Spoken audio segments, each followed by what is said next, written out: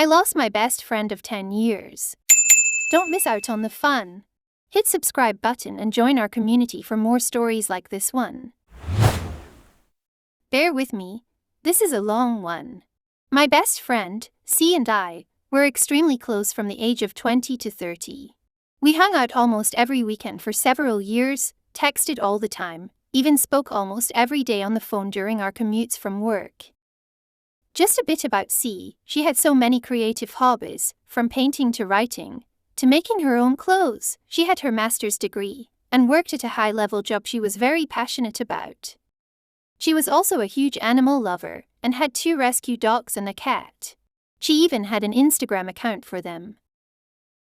I was always firmly child-free, as is my spouse, and she and her husband were fence-sitters.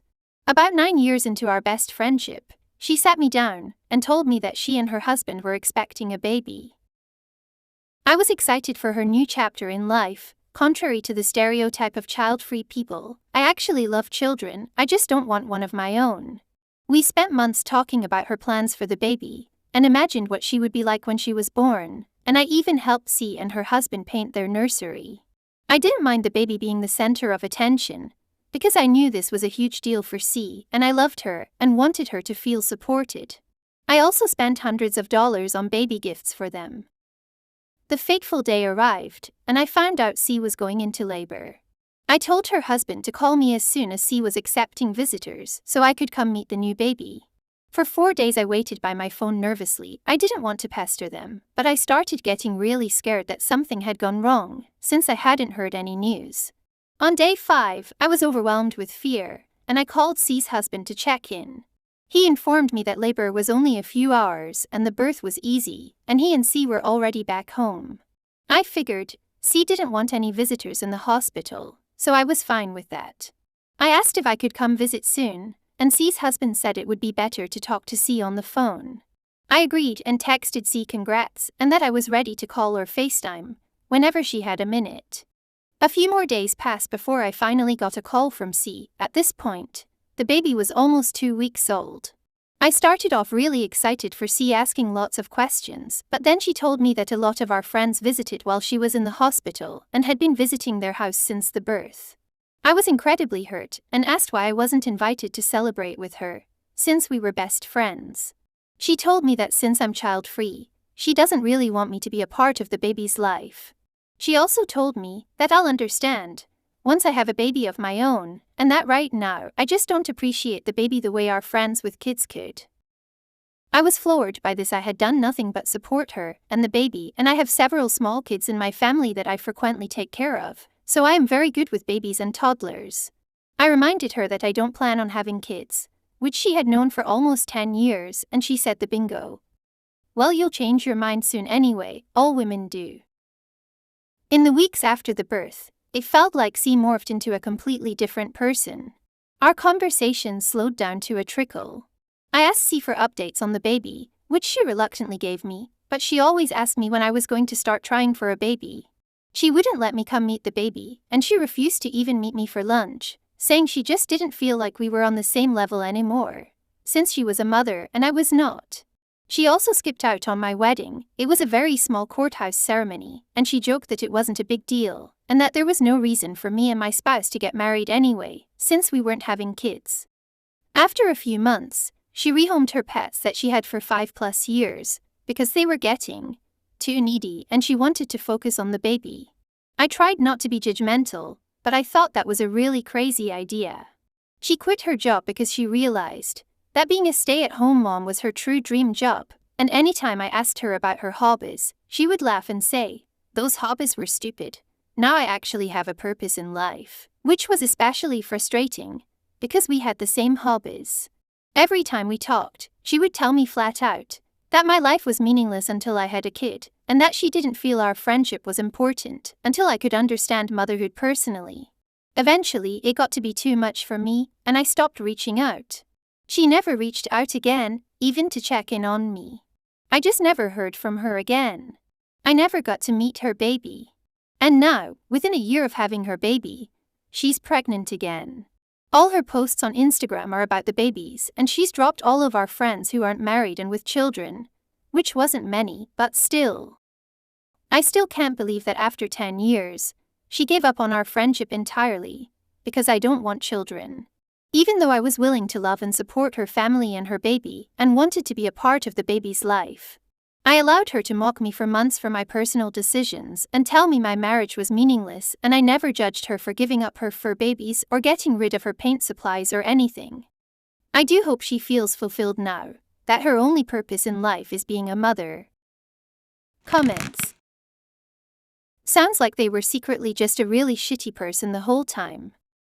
Your friend got mommy brain and is broken beyond repair at this point. Sorry you lost a friend to that shit. It really does blow. It's just insane that hormones rearranged her whole brain. She used to be a normal person, with interests and hobbies and passions. Now she's just a zombie. Maybe I sound crazy, but I feel like she might envy your freedom and doubts her own choices. But she's now built this new role for herself, and she has no choice to see it though, and she might be miserable as a result. Which is why she may want to avoid you. Because you're a reminder of the life she will never have. She will never be free again, not while she's alive. Sounds like she might be type A, and very opinionated and strong-willed. These types will never admit to doubting their own decisions or making a mistake. I bet this is why she's cutting you out. Sounds like a jealousy thing to me. Block and delete and don't look back. Yes, I was thinking the same. She was abusing you for 2 reasons. 1. To try and convince herself that her path is the best path, and to try and convince you to join her. 2. Being able to verbally abuse you was her way of venting her frustration of her situation and at a person whose life she envies. The end goal, I believe, was to drive you away without having to take responsibility for actually ending the friendship, having to say, fuck off, we're not friends anymore.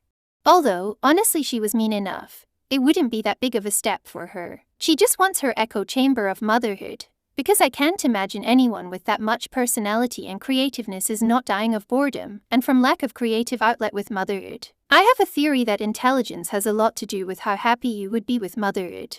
Higher intelligence would find less to zero fulfillment in motherhood, because they are not intellectually stimulated enough.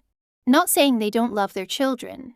I'm talking enjoying the job/act of being a mom. I tend to find conversations consisting only of pleasantries to be boring. I like to get into good intellectual conversations with people. I can't imagine listening to a baby babble, crying or whatever noises they make. Then random toddler noises, screeches, yelling, singing and not being able to formulate a sentence. Then when they can talk, they just want to tell you what they want. And all conversations center around themselves. I'd be dead inside.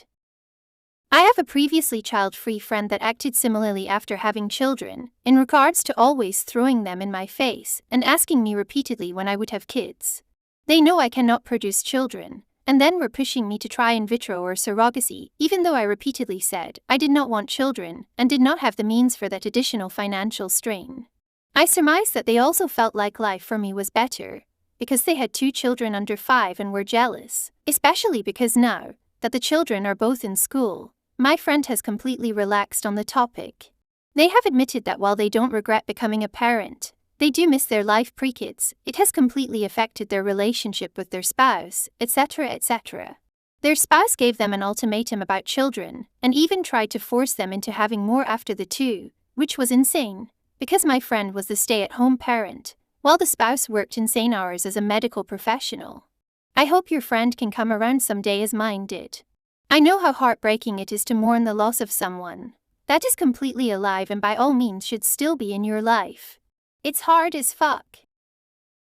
She possibly realized that motherhood wasn't all fun and rainbows as she had it advertised as, but there's no backing down now, and OP reminds her of a better life, or the life she had, and the freedom she can't get back.